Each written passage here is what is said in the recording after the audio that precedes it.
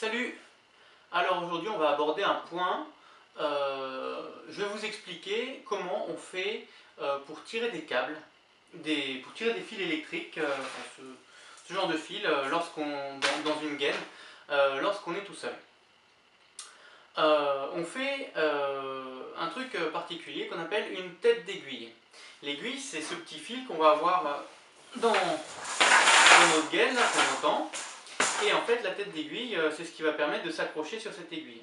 De s'accrocher de manière sûre, de façon à ce qu'on ne soit pas là à tirer, et puis au bout d'un moment, on tire fort et paf, ça casse au milieu de la gaine.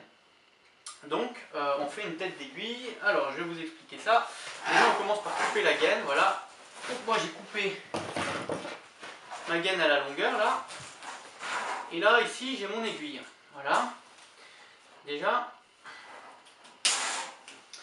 Alors la première chose, histoire de ne pas perdre l'aiguille, parce que ça arrive souvent, ce qu'on fait, on met un petit coup de pince coupante là, tac, et là, tac, voilà. Et l'aiguille, on vient l'emmancher dans cette petite fente. Voilà, et une fois que ça c'est fait, on peut couper. Et là comme ça bouge plus, enfin on est sûr de ne pas perdre l'aiguille. Alors maintenant, donc là on est sur une gaine de 20. Et dans cette gaine, en fait, je vais avoir 5 fils à passer. Je vais alimenter un interrupteur va-et-vient et je vais repartir après sur d'autres interrupteurs. Donc, j'aurai une phase, un neutre, une terre et mes deux retours de va-et-vient. Donc ma phase, le rouge, mon neutre, le bleu, mon vert jaune pour la terre.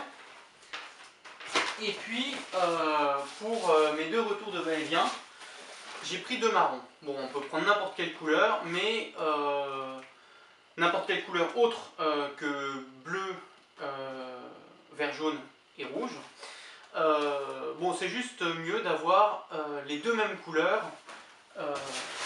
pour le va-et-vient. Comme ça, on ne se perd pas. On sait que s'il y a deux couleurs dans la même gaine, on sait que, en général, ça correspond à un va-et-vient. Alors, pour faire une tête d'aiguille, je vais dénuder sur à peu près 7-8 cm mon premier fil. Je vais dénuder mon deuxième. Voilà. Hop. Et mon deuxième, je vais venir le mettre autour du premier. Voilà. Je vais venir le mettre autour du premier. Voilà, hop, je tourne. Je fais un ou deux tours. Je monte comme ça et je redescends comme ça. Ensuite, une fois que je suis redescendu comme ça, je viens serrer et je viens couper un endroit où ça ne viendra pas accrocher à l'intérieur de la gaine. Voilà. Et je vais venir ensuite resserrer mon endroit coupé, histoire que ça puisse accrocher le moins possible. Là, ça ne me gratte pas le doigt, alors que là, bon, voilà. Donc ça, c'est pour mes deux premiers fils. Ensuite, je vais faire pareil avec le troisième. Donc, toujours pareil. Ça, je vais le ramener sur le troisième et je recommence. Voilà, hop, je tourne autour. Je monte à 45 degrés et je le redescends à 45 degrés. Je viens l'aplatir. Voilà. Je coupe. Je viens resserrer mon endroit que j'ai coupé. Voilà. Alors quand on fait ça, il faut savoir que le premier fil qu'on prend, ça sera le dernier. Donc c'est-à-dire que si jamais vous devez passer deux sections de fils différentes, par exemple du 1,5 et du 2,5 dans la même gaine, je vous conseille de commencer par les 1,5 et de finir par un fil de 2,5. Comme ça, la tête d'aiguille qui sera accrochée à l'aiguille, ça sera du 2,5. C'est plus solide. Voilà, mon quatrième. Voilà, donc j'essaie de les mettre un petit peu comme ça, les enrouler autour. Voilà, tac. Voilà, je monte en haut, je redescends comme ça. Voilà, je coupe, je serre ma coupe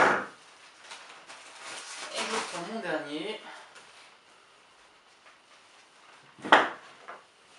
Voilà, et là le dernier je vais prendre un petit peu plus long parce que ça va être ma tête d'aiguille. Voilà, donc là, hop, je viens remettre tout ça sur le dernier. Voilà, je monte, je redescends, je serre, voilà, je coupe et je rentre ma coupe. Voilà. Et là maintenant, vous voyez, on a quelque chose comme ça où on part d'un simple fil et puis ils sont tous à venir les uns après les autres. Voilà. On n'est pas là avec une grosse masse de fil qui va devoir rentrer d'un coup. C'est au fur et à mesure, un par un. Voilà.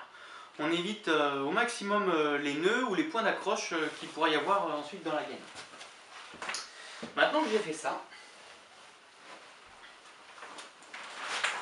je vais prendre mon aiguille ici.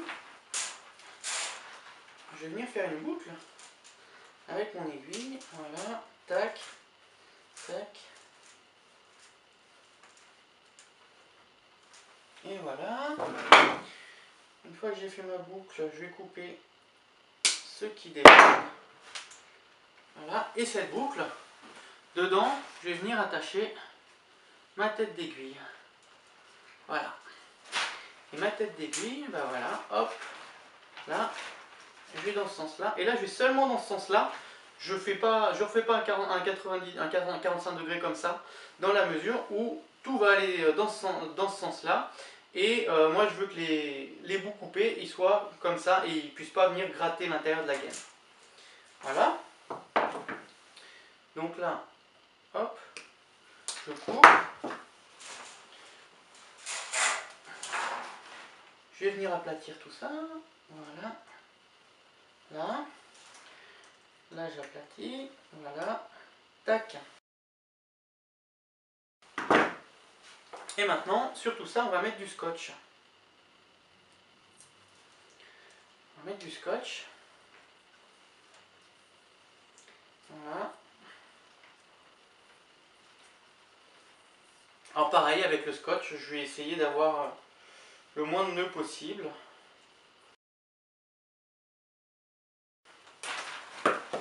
Voilà. Et donc là maintenant, on part d'une toute petite aiguille comme ça, et on arrive à 5 fils. Alors voilà, donc là on va essayer d'homogénéiser un petit peu tout ça, ça donne ça. Alors maintenant, je vais prendre mon lubrifiant, et je vais venir mettre une noix de lubrifiant à la tête de tout ça. Voilà. Ce qui fait que comme ça, ça passera tout seul. Ensuite, la technique pour que ça puisse passer tout seul, lorsque j'ai mes fils comme ça à l'intérieur, je vais venir les lisser comme ça. Voilà. De manière à l'avance éviter les nœuds. Et pas avoir toutes mes boucles là qui sont là, qui arrivent comme ça. Et je suis là ici et je me retrouve avec un nœud mince, je suis obligé de revenir en arrière, tout ça. Donc là je lisse, ce qui permet de les avoir bien ensemble à peu près, voilà. Et pas enfouis comme ici. Et comme ça, ça rentre mieux. Je lisse, je pousse, je lisse, je pousse. Voilà.